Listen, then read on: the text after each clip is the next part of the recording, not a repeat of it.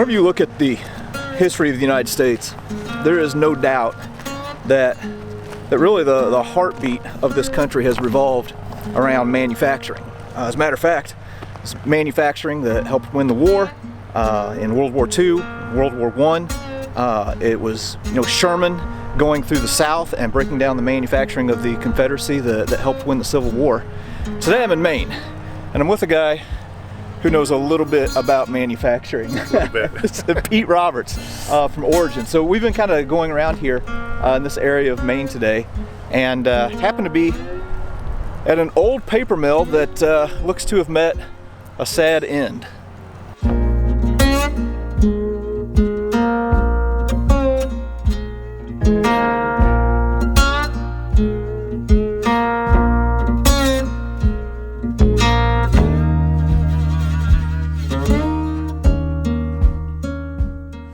The thing with the old mills in New England is they were all built on riverbanks near rivers that had a good flow of water, also near rail systems.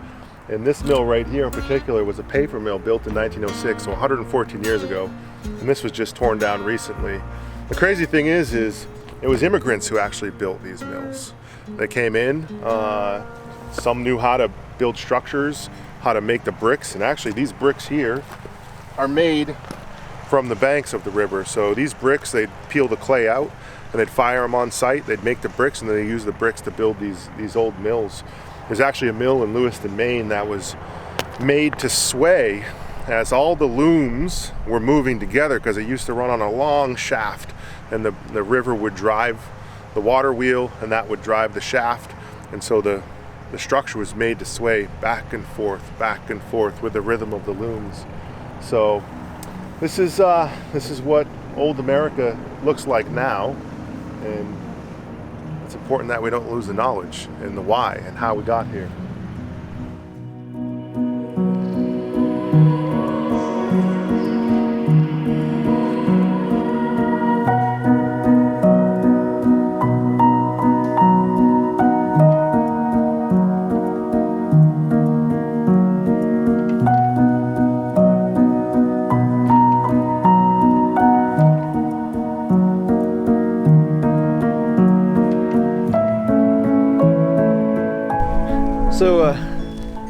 So man, this is really kind of sad to see. Not only, did the paper mill go and then the jobs go, but now the history is gone as well. Who knows, this might have been a structure that would have had a lot of meaning, a couple hundred years from now. But anyway, just rubble now. That's the way things are in this part of the country though. But it's people like Pete, people at Origin, that are kind of taking hold of this history that's been lost and are now rewriting it. So we're going to go back into Farmington, and Pete's going to show us a few of the things that are going on there at the Origin factory.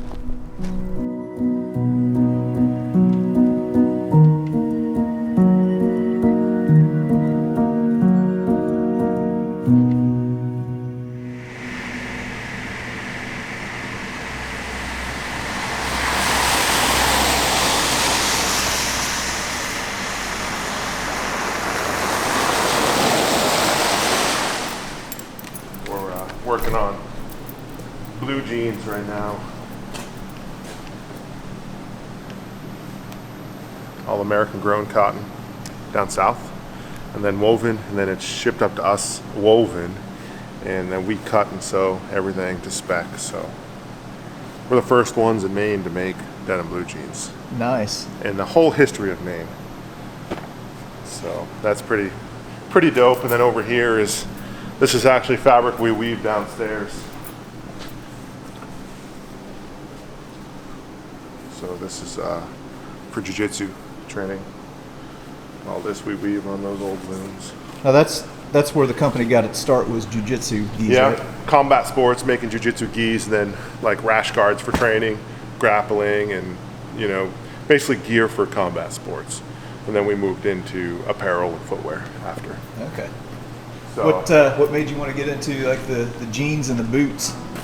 Man, it's something I always wanted to do. we've talked about it since the day we started. Like eventually, we're going to do what we used to do as makers in this part of Maine, and we're going to make footwear. So, and the jeans is something that my business partner and I have talked about forever. Like when we're able to, and we want to move from just being a combat sports company to being a lifestyle brand, it's the first thing we want to offer. People say it's crazy. Oh, you know, Levi's or Wrangler, whatever.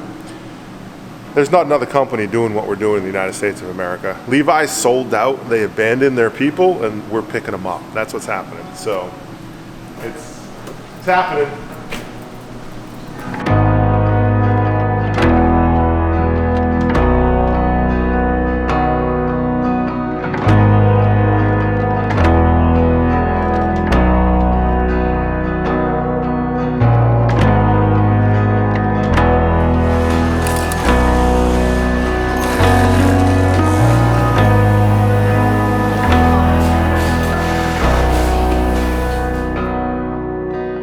When we said we wanted to weave fabric in Maine, everyone said we're crazy because it was dead. Actually, the Chinese had purchased the biggest mill in Maine. I would say the assets of the biggest mill in Maine, called the Bates Mill. And they stripped all the machines out and they exported them to China, and they left one loom. And that was supposed to go in the museum. And I went in and I found this old loom, and I worked out a deal with the lady who was protecting it. And she said, if you're actually going to put this back to work, she said, I'll sell it to you. And so for $3,000, she sold me this. It was basically a frame of a loom. There wasn't anything except for that foundation that we needed. So we bought this loom. It was up in this old mill, in this 500,000 square foot mill on the second story. It hadn't been heated. There was no climate control, so all the wooden boards were buckled from the swelling, expansion, contraction. They was buckled, and we had to drag this loom across this floor. It took, 8 guys, 9 hours just to move it 100 feet to the door. And then we had to crane the loom out and get it onto a flatbed trailer, and we drove it back. And that was just the start of it. Just getting it here was a challenge. It took 40 hours to clean it because it was disgusting. And then I had to find an old timer to show us the old ways, to show us how to weave fabric again.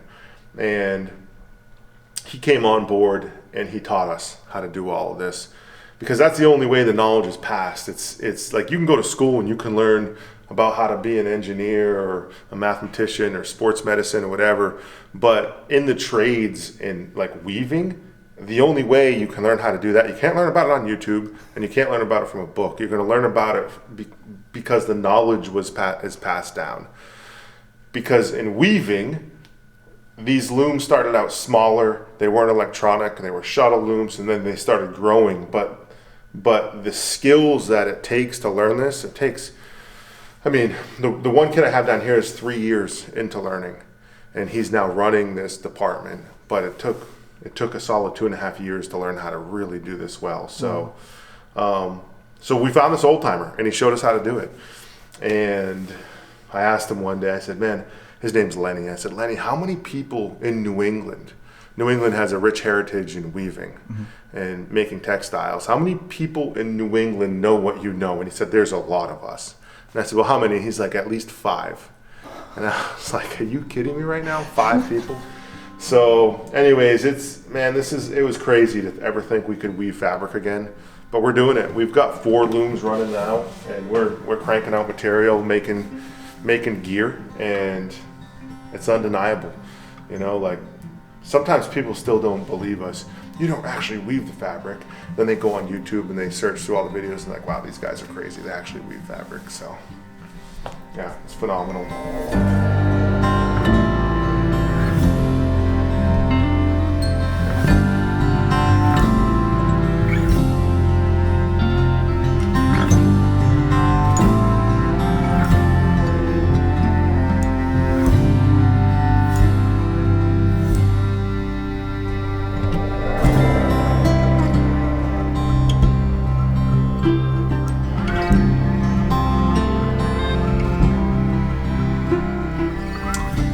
First loom that we rescued, and we just retired it because this brain here, which we've been repairing for years, it's called a Dobby. It finally It's on its last leg, and we couldn't find parts anymore. And you really can't make parts for it because it's all cast iron. You'd have to make sand molds. I don't know if you know how sand molds are made. Yeah. But you'd have to make sand molds to make the parts and to make the cast iron parts. So it's retired. It's here. I'm not sure what I'm gonna do with it. Probably go in the Origin Museum at some point. Now this is the first footwear plant that this part of Maine has seen in about 30 years. Wow. So we started making footwear again, and we found all the old timers who used to work at the old factories here in Franklin County, Maine. For Bass Shoe was a big one, and we found them, and they've shared their knowledge with the next generation, and we learned how to be makers again. So it's been pretty neat to see that knowledge be passed on. Of course, the product speaks for itself. It's phenomenal. This is actually some of our finished product here that's coming off the line. Very nice. Yeah. Yeah, it's very cool. So, yeah, what do you got for questions, man? So what is the process like as far as from raw materials? Where do you guys get your raw materials, and then? Yeah, so all of our leather was tanned in Maine, and what happened was during this COVID pandemic, our tannery just wasn't able to sustain itself. So after 100 years of being in business, the tannery finally shut down for good. And we looked at actually purchasing the tannery, but there were so many regulations and so much red tape we had to go through. It just wasn't in our business plan. You know, regardless of how much we want to bring back manufacturing, it was one of those things that was just so far out of reach. It just wasn't going to happen. So all of our leather came from Maine, and now it's coming from Wisconsin, I believe, is where we're having it made. There's only a few tanneries left in the whole United States. It's one of those things, actually, the federal government are very nervous about. I actually talked to the sourcing person for the leather boots for all of our soldiers, and he said there's 3 left that can make it. So he's super nervous. So they were going to give me money to open the tannery back up, and I couldn't make it work. It would have taken all my time, all my capacity, every waking moment. So all of our leather is from the U.S. It's all U.S. grown cattle, and it comes into us as the leather, as the spec that we want. So let's see here. So like this right here, this is actually pretty cool. This is Lakota bison. So this is American Lakota bison, which if you know anything about buffalo and bison, that was a big part of how America came to be, was harvesting those animals for food and for leather, and of course they went just about extinct because they were over harvested. But we get the leather in, and then we cut it into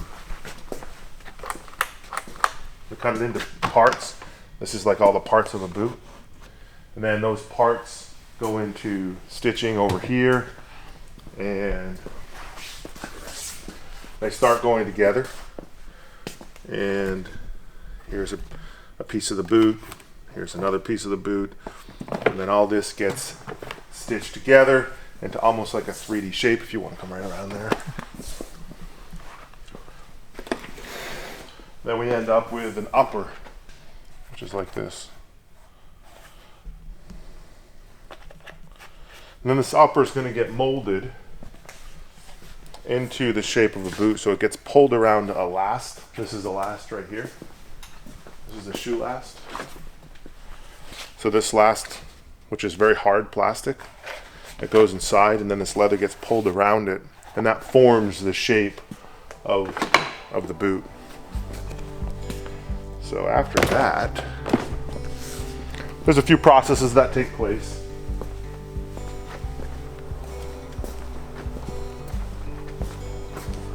After that, it ends up like this here.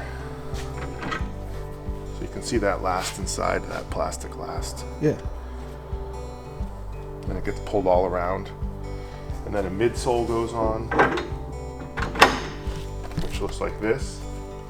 And then that gets stitched. So it looks like this. You can see the shape of the boot is all there. Fascinating. Yeah. Then once that's done, the sole goes on.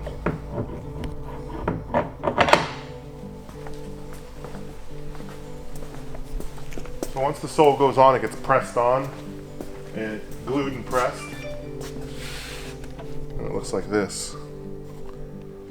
Now we've got to trim all this stuff off, all this excess. When we first started, we'd take like just like a razor knife and we'd cut it. Man, it was a pain in the ass. You got to start somewhere. And then now we have this machine, which just chews it off. Which you can see tomorrow when you come. Okay. And then when that's done, the boots basically get inspected and packed. So, and then they end up like, well, let's see here. It's not back there. And they end up like this. Here. Finished. Beautiful. Awesome. Yeah. So that's the process.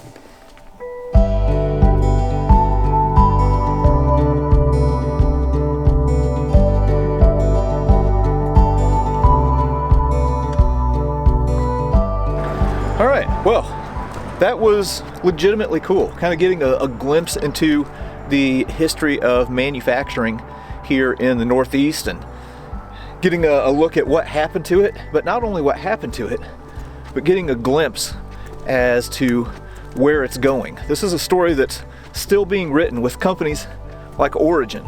I really admire the fact that there are people out there who aren't just learning history, but are taking the lessons from it and putting it into practice, just like what they're doing here in Farmington, Maine. Putting it into practice and using it for the good of the community and for the good of others. Really glad that we stopped here today. Tomorrow, we're headed back down to Portland. Gonna explore a few more things and then head on home.